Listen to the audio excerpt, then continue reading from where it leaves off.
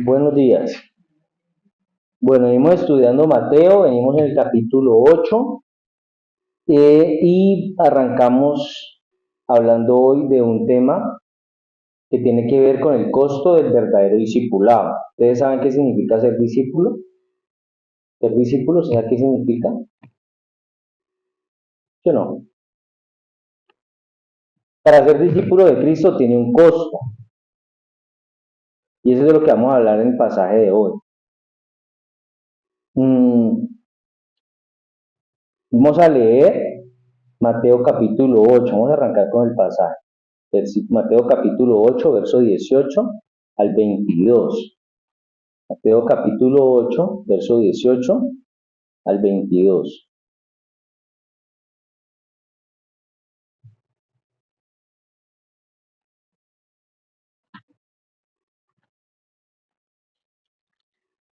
Dice, viéndose Jesús rodeado de mucha gente, mandó pasar al otro lado. Verso 19. Y vino un escriba y le dijo, Maestro, te seguiré a donde quiera que vayas. Jesús le dijo, las zorras tienen guaridas y las aves del cielo nidos, mas el Hijo del Hombre no tiene donde recostar su cabeza. Jesús le dijo, sígueme, deja que los muertos entierren. No, falta el 21. ¿Qué dice el 21?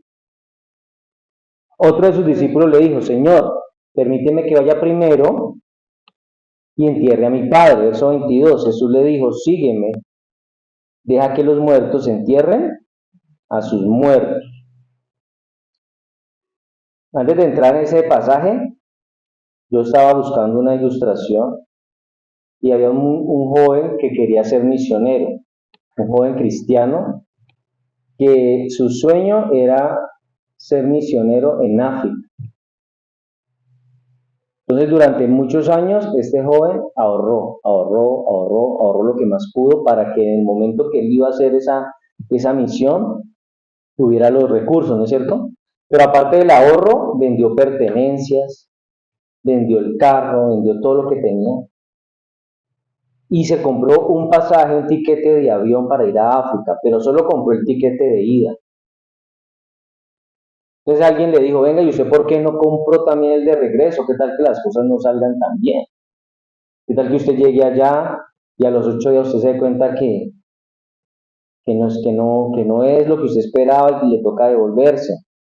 Entonces el joven le respondió, no tengo intención de volver atrás. He decidido seguir a Cristo, cueste lo que cueste. Y eso a mí me hace acordar de un video que ya en otra oportunidad lo hemos comentado, de una tribu en África que quería bautizar y les habían leído la Biblia en el idioma y les habían dicho que cuando uno se bautiza muere. Pero ellos no lo habían entendido que moríamos al pecado, nacíamos en Cristo, ¿no? Ellos sentían, ellos sabían que literalmente se iban a morir, pero aún así ellos se querían bautizar. A pesar de que ellos pensaban que se iban a morir, ellos creían y lo habían entendido así. Entonces ese joven y esos de la tribu en África muestran una entrega total. Eso es ser un discípulo, tener una entrega. Y así como ese muchacho que quería ser misionero en África, que fue llamado por el Señor Jesús, hoy también el Señor Jesús nos llama a que tengamos una entrega total. Por eso en este pasaje que acabamos de leer, Jesús nos está confrontando o está confrontando a los que quieren seguir a Jesús, a los que quieren seguirlo, pero que al mismo tiempo tienen condiciones o prioridades personales. Cuando nosotros buscamos a Jesús, no podemos buscarlo con prioridades personales. Por eso este pasaje de Mateo 8 no está hablando de multitudes, no está hablando de grandes cantidades de personas, sino que él está hablando sobre el precio de ser un verdadero discípulo, o de lo que significa el precio del discipulado verdadero. Por eso al tema de hoy lo hemos llamado, es como una pregunta, ¿estás dispuesto a seguir a Jesús sin condiciones? ¿Estás dispuesto a seguir a Jesús sin condiciones? Y el desarrollo de esta enseñanza la vamos a ver más o menos en unos 4 o 5 punticos, y el primero es el llamado que separa a los verdaderos seguidores, el llamado que separa a los verdaderos seguidores. En las iglesias o en el mundo hay dos clases de personas, los que siguen a Cristo porque realmente lo quieren seguir y los que parecen que lo siguen. El verso 18 dice, viéndose Jesús rodeado de mucha gente, mandó pasar al otro lado. ¿Al otro lado de qué? Del lago, del mar de Galilea. Entonces Jesús, acuérdense que él había bajado ya del monte de los olivos, había dado la enseñanza, todo lo que vimos del sermón del monte, el capítulo 5 hasta el capítulo 7. Él había generado mucha popularidad, se había vuelto famoso, pero él no buscó multitudes. Jesús no buscaba multitudes, Jesús no buscaba que mucha gente estuviera allí. Él no buscaba incluso hacer que esos grandes grupos de gente fueran más grandes. Él no estaba buscando eso. De hecho, parecía más bien que él evitaba ser rodeado de mucha gente. Por eso él aquí inicia diciendo que cuando se ve rodeado de muchas personas, mandó pasar al otro lado. Le dijo, no, vamos, porque eso aquí ya está muy lleno. Y es algo muy distinto a lo que sucede hoy en día, ¿cierto? Hoy a los predicadores cada vez más famosos les agrada ser cada vez más famosos, ser más reconocidos, viajar por todos los países, dar conferencias en muchas iglesias, incluso dar autógrafos, ser reconocidos en las redes sociales. Pero Jesús no quería llamar la atención. Jesús no quería parecer un rockstar. Aunque hay una obra de teatro que se llama Jesucristo Superestrella, no sé si lo han escuchado. Pero él no quería ser una estrella, él no quería, aunque era la estrella, él era el protagonista, él no quería parecer como el protagonista. Seguramente Jesús sabía que la mayoría de todos esos seguidores, de todo ese poco de gente que estaba allí, la mayoría no eran reales. Como ahora cuando uno tiene un negocio o una empresa, uno tiene seguidores que son reales y otros que no son reales, ¿cierto? Entonces Jesús seguramente sabía que la mayoría de esas personas no eran seguidores reales, no eran discípulos de él. La mayoría eran curiosos. Muchos querían ver, querían confirmar lo que la gente decía, querían verlo con sus propios ojos, querían validar si realmente ese hombre era tan poderoso o tan sabio o tan bueno como hablaban de él. Por eso la popularidad de Jesús estaba en este momento en el punto más alto. Multitudes lo seguían, pero no todos eran discípulos genuinos, no todos. Más de la mitad seguramente no eran discípulos genuinos. Por eso Jesús, al ver esto, él decide más bien cruzar al otro lado, seguramente buscando tranquilidad, como no ver tanta bulla, tanta gente. Entonces él decide más bien alejarse de esa multitud, que además era una multitud superficial en cuanto a su convicción. Por eso hoy nosotros también vemos que hay multitudes. ¿Usted ha visto iglesias gigantes con 3.000, 5.000 personas? Que muchas de ellas siguen a Jesús por emoción. Muchas de esas personas van a esos lugares por emoción, por tradición, por conveniencia, porque a veces buscamos a Dios por conveniencia. No buscamos a Dios por lo que Él es, sino por lo que nos puede dar. Nosotros sabemos que tal vez Dios nos puede sanar, que tal vez Dios nos puede dar un empleo, que tal vez Dios nos puede mejorar nuestra situación económica. Y en la época de Jesús, mucha gente sabía que los podía sanar, que les podía dar comida, ¿cierto? Por eso Jesús no busca multitudes, Jesús busca discípulos comprometidos. Y aunque a veces nosotros no podemos evitar preocuparnos por ser pocos, preocuparnos porque queremos crecer, preocuparnos porque quisiéramos llegar más lejos con la congregación. La verdadera preocupación debería ser si las personas que están realmente siguen a Cristo. Porque podríamos tener una congregación muy grande, pero si todos no siguen a Cristo de verdad, ¿de qué sirve? Por eso no todo el que sigue a Jesús está dispuesto a ser discípulo. Muchas veces podemos encontrar personas que pueden decir que son cristianos, pero que no se quieren comprometer con el ministerio. No quieren servir en la iglesia, no quieren aportar para la iglesia, no quieren ningún tipo de compromiso. Quieren ir a recibir algo, pero no quieren dar nada. Por eso Jesús empieza a separar a ese simpatizante o admirador del verdadero discípulo. En la iglesia hay simpatizantes y discípulos verdaderos. Y nos damos cuenta cuando vemos ese tipo de personas que solamente tal vez están allí cuando hay un evento en la iglesia y hay comida, ellos están ahí. Cuando hay un paseo, ellos están ahí. Pero cuando se les llama para algo importante, algo que es trascendental, no están ahí.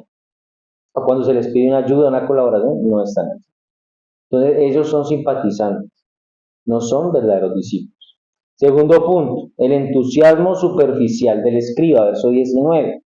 Dice el verso 19, y vino un escriba y le dijo, maestro, te seguiré a donde quiera que vayas. ¿Qué le está diciendo el escriba? A donde usted vaya, yo voy con usted. Donde usted diga, allá estoy, allá le llego. Mándeme la ubicación y yo voy. Eso le está diciendo el escriba. Pues rápido. Ustedes saben quién eran los escribas, ¿cierto? Habíamos hablado hace días de ellos. Doctos en la palabra, se la sabían de memoria, ellos los que transcribían, sabían muchísimo de la ley. Y digamos que tenían un cierto reconocimiento delante del pueblo. Ahora, con todos los milagros que Jesús estaba haciendo, con todas las obras que estaban asociadas al ministerio de Jesús, estar con Jesús era algo tal vez interesante, era un buen negocio para un tipo como un escriba, por ejemplo. El escriba tal vez mucha gente sabía que era escriba en el pueblo, ¿cierto? Y gozaba de cierto respeto, pero si lo veían caminando con Jesús, que ya era famoso, que ya era popular, entonces ese escriba tal vez iba a tener un beneficio de ahí. No sé si me entienden. Seguramente Jesús recibió muchas ofertas así, de gente que tal vez tenía cierto rango, ¿cómo decirlo?, cierto reconocimiento, tal vez de personas que querían seguirlo, pero no querían seguirlo por quién era Jesús, sino porque podían aprovechar la popularidad de Jesús para que ellos también brillaran, para ellos también aparecer, para ellos también figurar. Y hoy muchas personas quieren ir o quieren estar con predicadores famosos porque tal vez eso los llena de orgullo cuando le preguntan a dónde van, no, yo voy a tal parte. ¿Cierto? Pero cuando a usted le preguntan dónde va tal vez y nadie la conoce, nadie la ha escuchado, no saben dónde queda, como que les dice, como que no pareciera interesante, ¿cierto? Pero entonces esas personas no van porque quieren seguir a Cristo, sino porque quieren ser parte de algo que ellos creen que es importante. Porque tal vez ir a ese lugar les da cierto estatus, según ellos. Este hombre es escriba, era un maestro de la ley, y él muestra, digamos, un gran entusiasmo y voluntad para seguir a Jesús. Pero Jesús, cuando él le dice, maestro, yo voy donde usted quiera, donde usted vaya, yo voy, yo lo sigo. Cuando él le dice eso, Jesús no responde como quien dice, ¡ay, qué bueno, gracias! Gracias. Que mi Padre te bendiga porque quieres estar con nosotros. Jesús no le responde así como animado, como con alegría. Como tal vez cuando alguien le dice a uno, voy a ir allá y uno se pone contento. No. Jesús no le contestó así, sino que Jesús le contestó como con una especie de advertencia. ¿Por qué?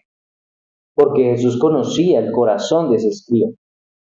Las palabras de ese escriba estaban más llenas de emoción que de convicción.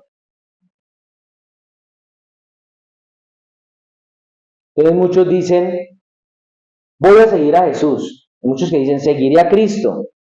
Hasta que ese seguir a Cristo implica pérdida, implica renuncia, implica rechazo, implica sacrificio.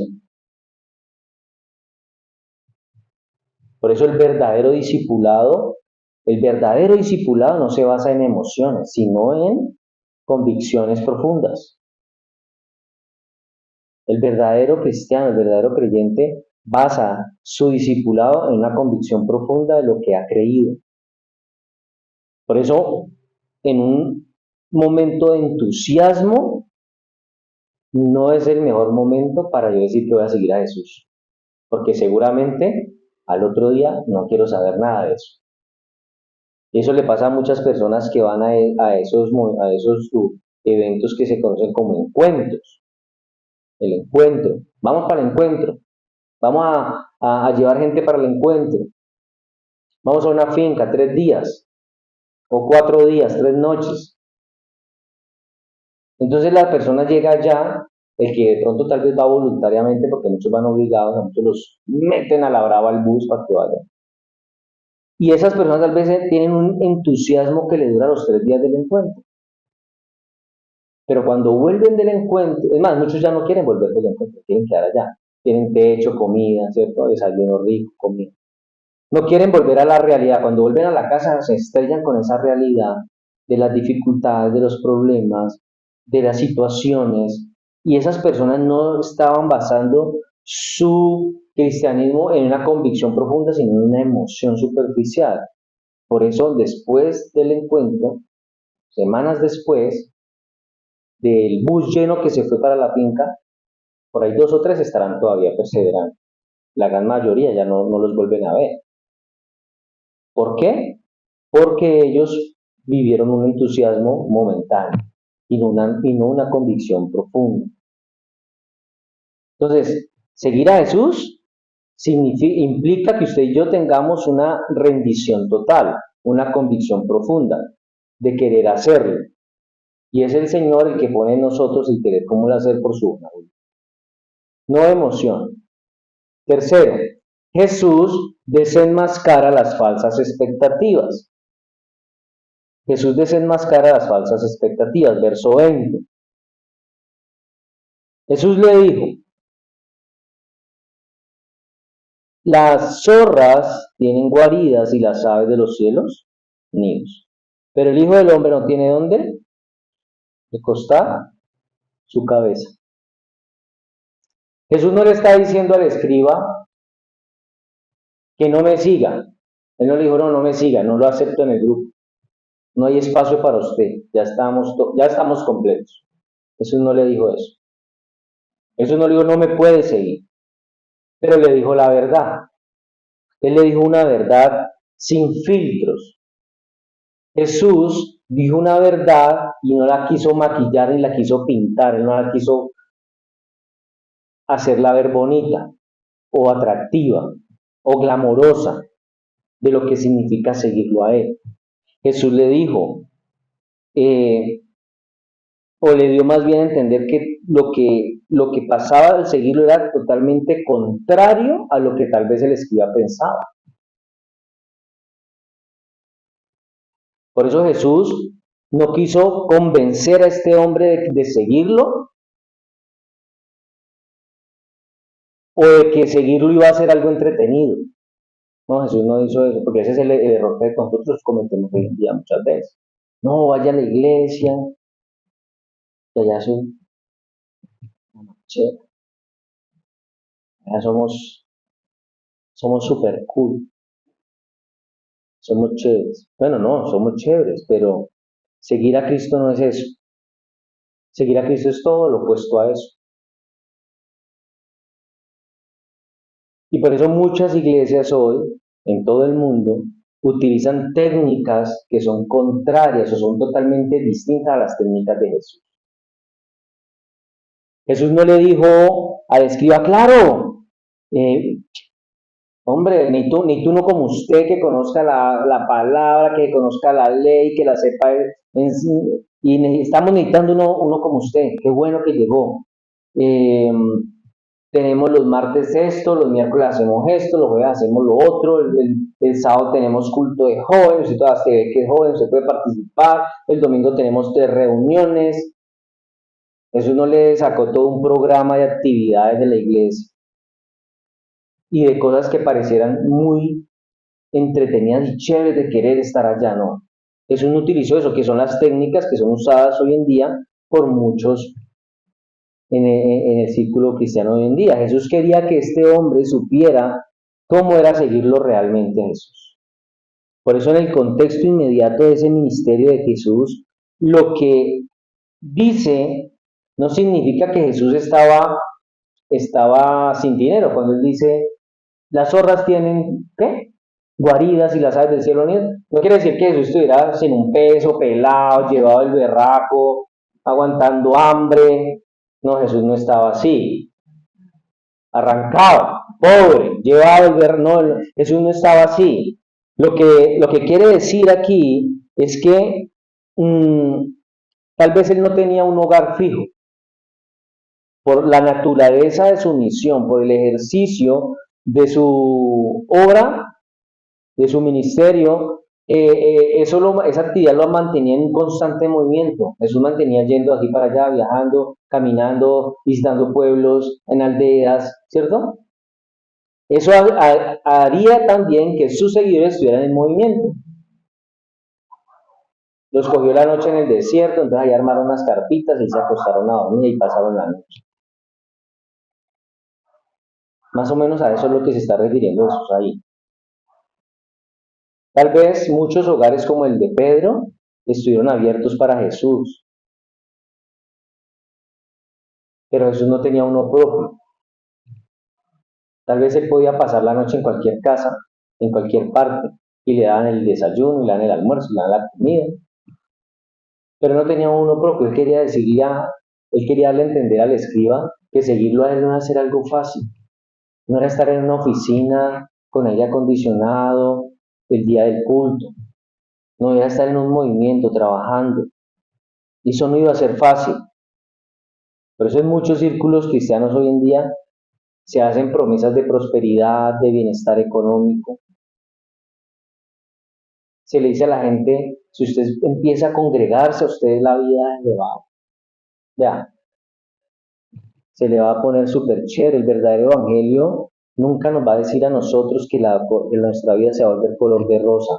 El verdadero evangelio nos dice seguramente que las cosas van a estar mal, que tal vez su vida se le complique un poquito más, que tal vez los que eran amigos suyos ya no quieran ser amigos suyos porque se dieron cuenta que usted es cristiano. Que usted haga eso que le gusta y disfruta y le parece tan chévere hacerlo, usted ya sabe que delante de Dios no lo puede hacer porque a Dios no le gusta. Y tal vez uno dice, pero ¿por qué si a mí me gusta hacer eso? Yo no estoy haciendo nada malo, pero resulta que a la luz de la escritura tal vez a Dios no está de acuerdo con eso. Entonces, el verdadero evangelio rompe las expectativas de esas personas que no son verdaderos discípulos. Porque ¿quién quiere estar mal? Levante la mano que quiere estar mal. ¿Quién quiere estar mal? ¿Quién quiere pasarla mal? Nadie quiere pasarla mal, ¿cierto? Todos queremos estar bien. Por eso las personas buscan a Jesús porque quieren que Dios satisfaga esos deseos que tienen las personas. Ganar más dinero, tener un mejor empleo, tener éxito, ¿cierto? Que muchas cosas funcionen bien. Y no es pecado querer estar mejor. Lo que pasa es que estas personas buscan es solo eso, estar mejor, no buscan a Cristo, no quieren tener una relación con Él. Por eso cuando Él dice, el Hijo del Hombre no tiene dónde recostar su cabeza, esa frase, el Hijo del Hombre, que eso se ha usado 81 veces en los Evangelios, cada vez que se utiliza es cuando Jesús dice algo de sí mismo, cuando alguien cita las palabras de Jesús. Él dice el Hijo del Hombre porque esa palabra o esa frase que él usa para describirse a sí mismo es una frase importante, es un título que refleja la gloria y la gloria de él como Dios, pero también la humildad del Mesías. Y ese título del Hijo del Hombre está en Daniel capítulo 7, y también se habla de la humildad del Mesías en el Salmo 8:4. Por eso esa conexión con el pasaje de Daniel significa que era una imagen de poder y gloria. Cuando dice el Hijo del Hombre se está refiriendo al poder y a la gloria que él tiene, pero sin esa asociación indeseada de otros títulos que él tal vez no quería tener. Y cuando él lo usaba, porque lo usaba muchas veces hablando de sí mismo, esa frase, el Hijo del Hombre, Jesús con esa frase le está diciendo a los oyentes que él tenía que yo soy el Mesías de poder y gloria, pero no el Mesías que ustedes estaban esperando. Acuérdense que ellos estaban esperando una persona que viniera con poder, a echar a patadas al imperio romano, que los liberara del yugo romano, pero ese no era el Mesías que él era, el que ellos esperaban. Cuando él les habla del Hijo del Hombre, está hablando de un Mesías de poder y gloria que tiene un reino que es celestial, que no es de esta tierra. Por eso Jesús, cuando le está respondiendo al escriba, aquí estamos hablando de la respuesta que le da al escriba. Esa respuesta es una declaración radical. Él le está haciendo una advertencia al escriba del que el camino del discipulado es un camino que no es cómodo, que es difícil. Por eso muchas personas dicen que ser cristiano es para machos.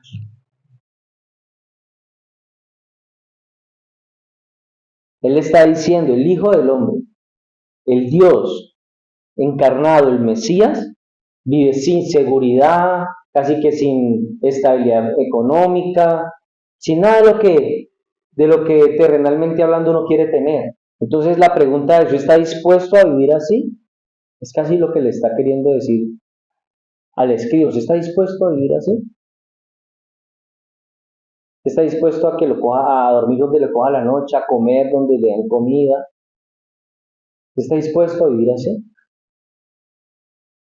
Entonces Jesús no está prometiendo prosperidad, Jesús no está prometiendo comodidad, Jesús no está prometiendo éxito.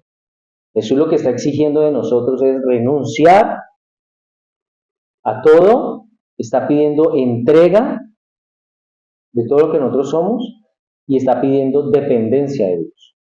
Eso significa en parte ser un discípulo. Renuncia, entrega y dependencia de Dios.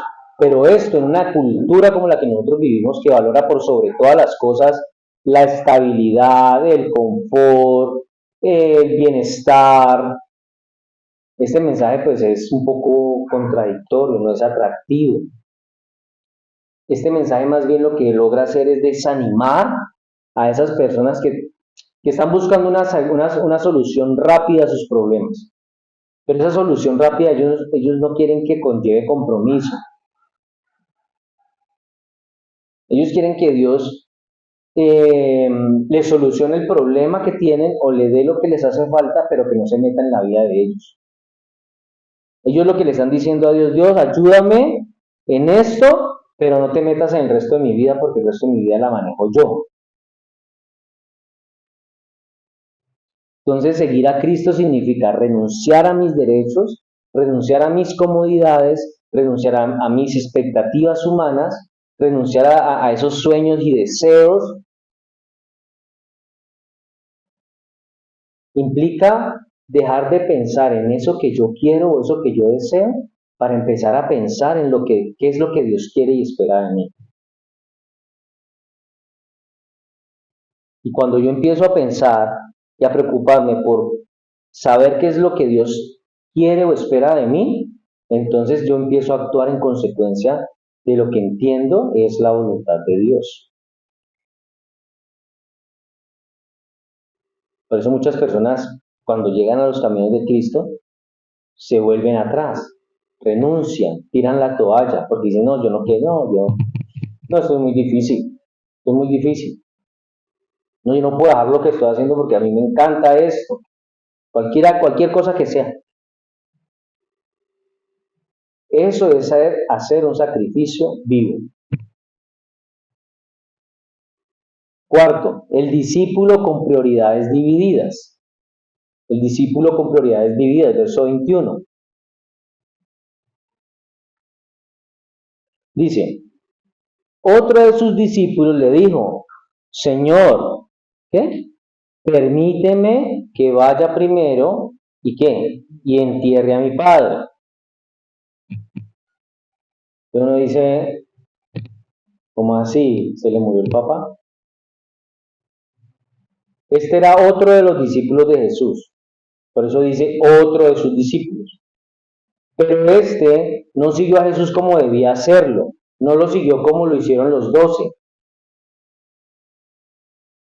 Entonces, ¿qué nos muestra esta parte del pasaje? Que el término discípulo, incluso en Mateo, puede tener un significado amplio, ¿cierto? Debe ser entendido en el contexto en el que se está leyendo. En esta parte de la historia, discípulo no es un discípulo verdadero. Discípulo aquí es como un seguidor, como un simpatizante, como alguien como que le parece chévere Jesús, como las personas que le parece chévere la iglesia, pero hasta ahí. Las personas que a veces dicen, ay, tan bonitas las canciones, ay, yo quiero que ore por mí, pero hasta ahí. Este hombre era uno así. Este hombre no le está pidiendo permiso a Jesús de ir a cavar una tumba para enterrar al papá que se acaba de morir. No, él no está diciendo eso. ¿Usted lo había entendido así de pronto? Él no le está diciendo, Jesús, déjeme, yo voy y entierro a mi papá que se acaba de morir y vengo. No, él no está diciendo eso. Lo que él está diciendo es que él quería quedarse con sus papás, cuidar de ellos hasta cuando ellos ya se murieran. Entonces, esto, obviamente, pues iba a ser un periodo de tiempo X, indefinido, que lo que iba a lograr era dilatar ese seguir a Cristo. ¿Cuánto tiempo más podía durar el papá?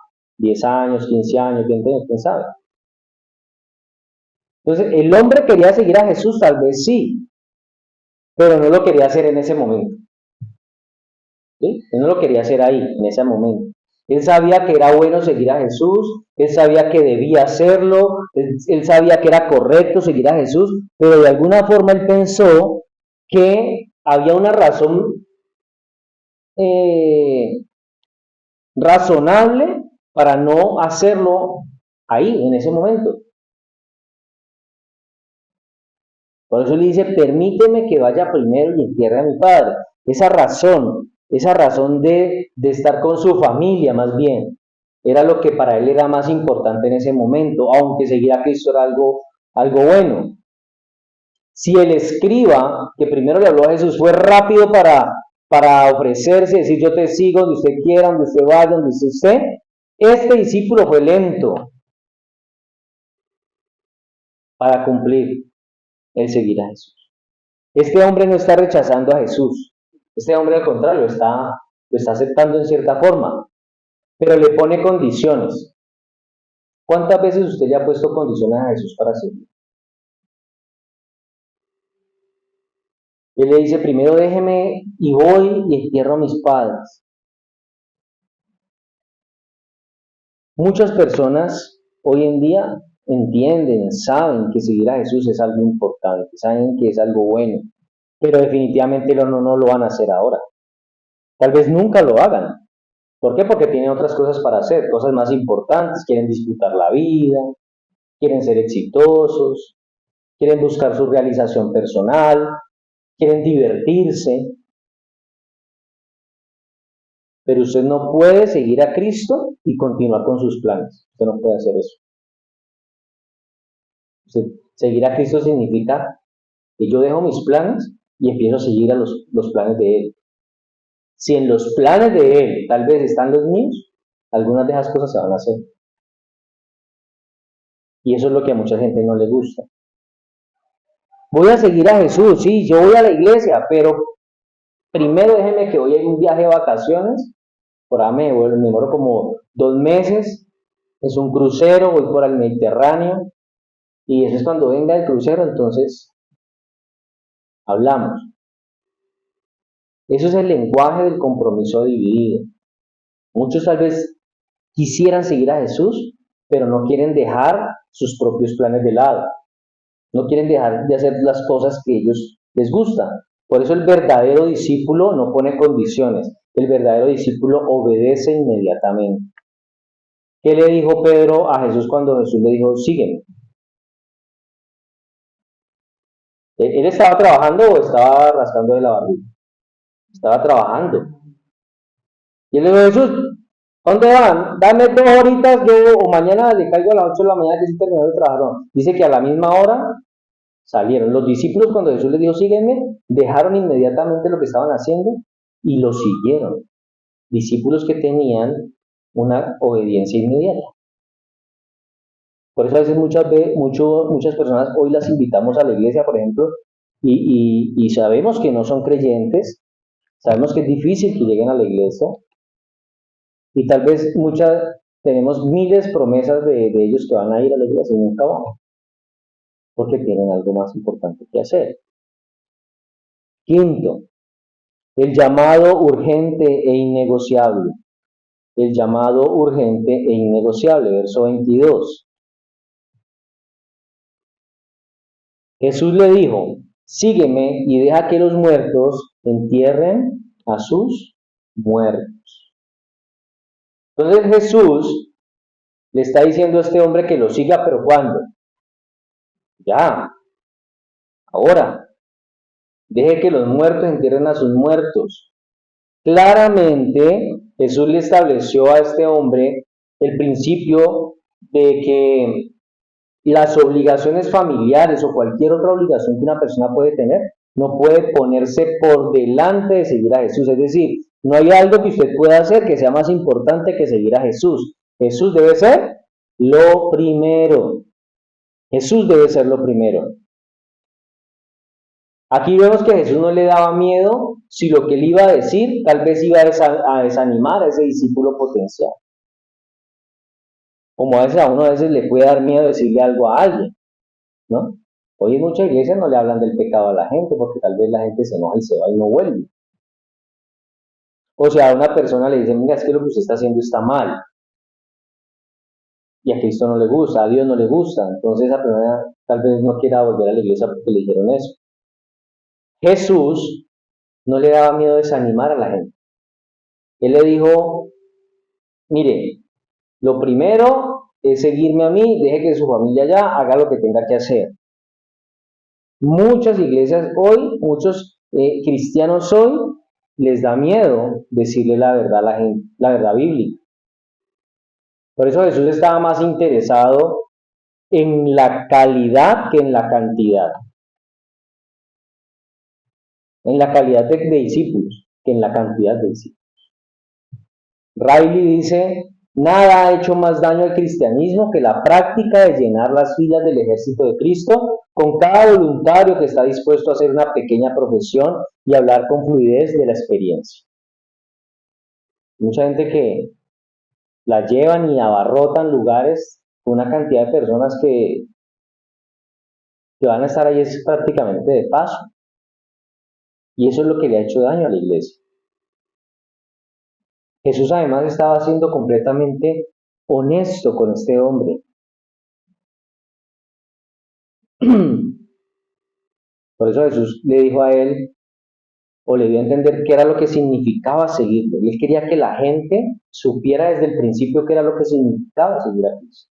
Nosotros cuando empezamos a caminar en los caminos del Señor, tenemos que tener claro qué es lo que significa seguir a Cristo. ¿Qué significa? ¿Sigo viviendo mi vida normal como la vivo? ¿O que debe haber un cambio en mi vida? Debe haber un cambio. Si yo no estoy dispuesto a someterme a ese cambio, yo no puedo seguir a Jesús. Eso se lo tienen que decir a uno desde el principio. Hacerle entender eso. Dice Spurgeon, gran parte de las preocupaciones de política, tácticas de partidos, reuniones de comité, reformas sociales, diversiones inocentes y más, muy bien pueden describirse como enterrar a los muertos. Mucho de esto es trabajo necesario, adecuado y encomiable, pero aún así una forma de trabajo que puede ser hecho también por hombres no regenerados como por discípulos de Jesús. Deje que lo hagan, pero si somos llamados a predicar el Evangelio, entreguémonos completamente a nuestro sagrado llamado. Es decir, no dejemos de hacer lo realmente importante por hacer otra serie de cosas que podemos hacer en otro momento. Por eso la respuesta de Cristo aquí es tajante, es concreta. Sígame y deje que ellos allá hagan lo que tienen que hacer. Pero él no lo hizo porque despreciara a la familia o el deber familiar, sino porque él quería que entendiera que nada puede estar por encima del reino. Nada puede estar más o ser más importante que el reino. Nada puede ser prioridad en tu vida más que el reino. Los muertos espirituales pueden hacer lo suyo, pero si usted está llamado a hacer algo mayor, entonces tiene que ir a hacer eso al cual ha sido llamado, a una vida superior. Entonces Jesús nos llama hoy a una prioridad absoluta, que es que seguirlo. Esa debe ser nuestra prioridad absoluta. Por eso el discipulado no es una opción entre muchas. No es como cuando yo digo, ¿yo qué quiero estudiar? Yo quiero estudiar eso. Tengo 10 opciones para estudiar. O tengo 5 universidades donde puedo estudiar. O tengo 5 lugares donde vivir. Nosotros tal vez tendremos opciones para escoger en otras cosas. Pero el discipulado no es una opción entre muchas. Debe ser la prioridad suprema del creyente. Si es que es un creyente. Por eso el llamado de Jesús requiere no solamente una respuesta inmediata, sino total y sin excusas. ¿Sí? ¿Sí? El llamado de Jesús requiere una respuesta inmediata, total y sin excusas.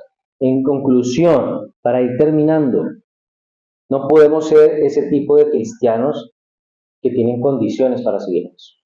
Tenemos que ser cristianos sin condiciones.